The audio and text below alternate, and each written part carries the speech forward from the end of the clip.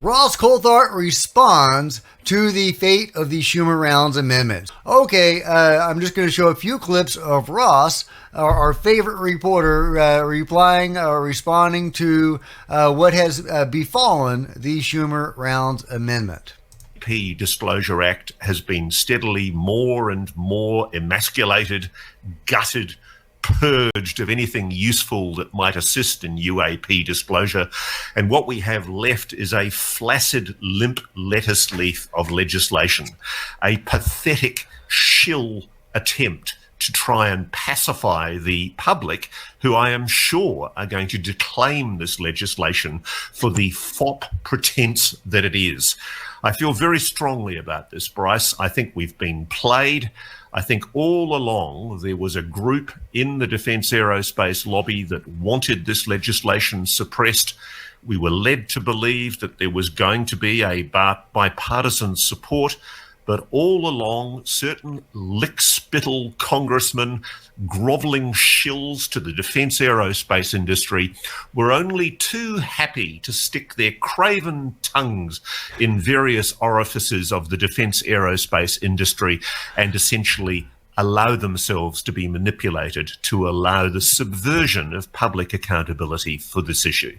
I just think it's a disgrace. It's a sad reflection on American democracy.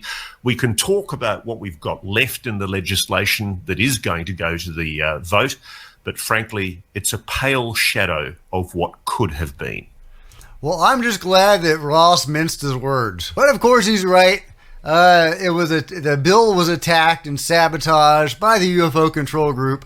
And here's Chris Sharp telling us all about it in this great article on Liberation Times, Operation Kill Bill, how world-changing UFO language was killed and sliced up into little pieces. There is no way to spin it. This was a defeat. Key UAP language contained within the NDAA for fiscal year 2024 was brutally killed, removing any semblance of meaning. People versus defense contractors in the intelligence community, oversight versus corruption, democracy versus special interest. The latter in each case won.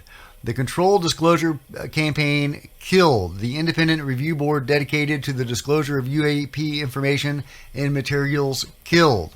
The authority of eminent domain wielded by the U.S. federal government over any materials or biological evidence of unknown or non-human origin killed. New whistleblower and witness protections killed. Enforcement of subpoena killed. Amnesty provision for defense contractors and other entities in possession of UAP-related material and involved in illegalities killed. Even Senator Chuck Schumer, the influential Senate leader, along with others within Congress, couldn't break through the barriers of secrecy shrouding UAP. But this was a battle within a much larger war being fought. One person recently told Liberation Times that the killing of the wide-ranging UAP language contained within the NDAA was comparable to military jets flying over hostile territory to identify enemy radar systems. Those hostile to transparency and democratic oversight are now known. To provide a few examples, according to multiple Liberation Times sources, they are Lockheed Martin, Representative Mike Turner, Mike Rogers, Mike Johnson, Mitch McConnell, Senator Roger Wicker, and he is the ranking member of the Senate's Armed Services Committee. Sources indicate that the CIA and defense contractors pinpointed the key politicians named above who were able to thwart other members of Congress, including Schumer and Rounds, who are understood to have fought hard to pass the language intact. There is some slight positive news. Section 1687, referring to the limitation on use of funds for certain unreported programs, the language restricts the use of funds authorized for any activities related to UAP unless the Secretary of Defense provides details of such activities to specific congressional committees and leadership. Additionally, it imposes limitations on independent research and development funding for UAP unless information is made available to the same congressional entities. However, that language no longer includes the level of detail contained within the initial language, including references to recovery and reverse engineering of UAP craft linked to the limitations of such funds. Later on in the article, Chris says multiple sources have previously told Liberation Times that the original language Chuck Schumer proposed was done in coordination with the White House, and that may mean the White House is very aware of the resistance too. If Schumer proposed the language with Senator Rounds as a proactive step to honor his late friend Harry Reid, then that may not be a big deal. But if Schumer was enacting the White House's agenda, then the repercussions of such resistance could have greater consequences.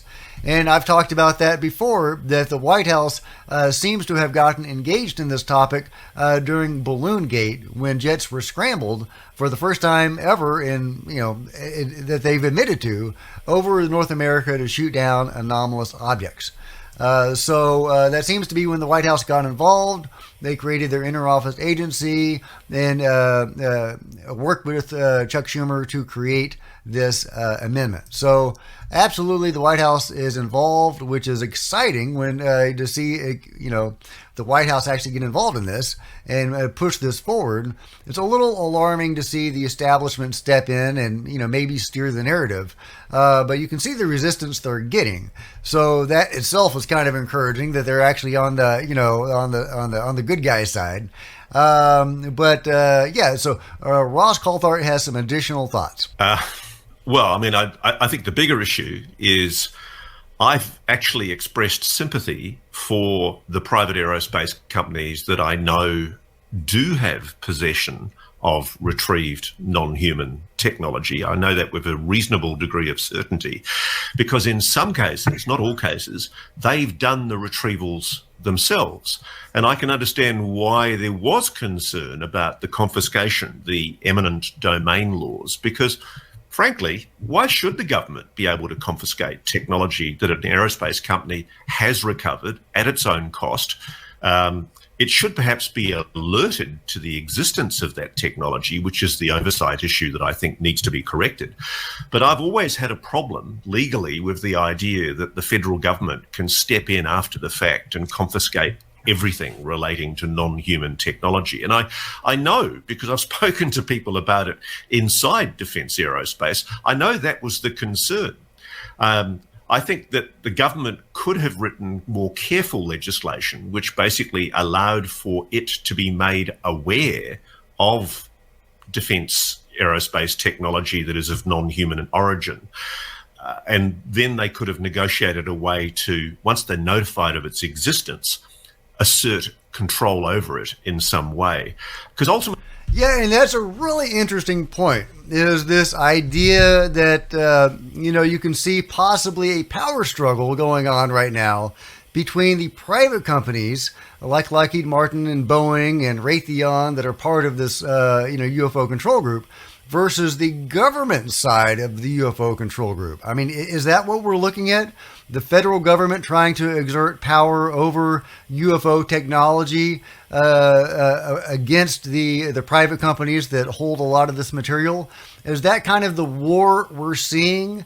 To me, that makes sense, and that would kind of explain why the White House is getting engaged with this topic. Now, maybe that's just the cynic in me seeing that, is that, the federal government trying to, get more power over this stuff, and the private companies saying, not so fast, we actually spent some money on this and some time on this, and we want to develop this and, reap the rewards. Maybe there's some middle ground that could be had, though. Clearly, the private companies, don't seem to be sharing that with the rest of us.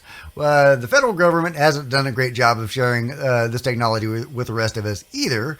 What part of the UFO control group, how much of it is in private hands? How much of it is in the government hands? What is the interaction between the government and the non-governmental parts of the UFO control group? Is there tension between those groups? And is that the drama that we're seeing unfold? Let me know your thoughts in the comments below. But Ross does have some encouraging final thoughts for us. And I can tell you, there are things coming up in 2024 And I know people are going to go, well, what are they? Tell me more. And they're just going to have to wait. But I'm pretty confident that we are going to see a very, very interesting year in 2024. I know that's said every year, but there are definitely things afoot. And if I was the gatekeepers, the people who are trying to put a muzzle on this issue, I would be very, very nervous. And I love it, Ross. You tell us all about it, and that's what I've heard too. People have contacted me privately, telling me that Lou Elizondo was right, and it's time to start wrecking some furniture, and they are getting ready to do that. So I hope that's true. I told them to throw a chair for me. So we'll see, guys. Fingers crossed that the contingency plans are in place and things are going to unfold in a good way.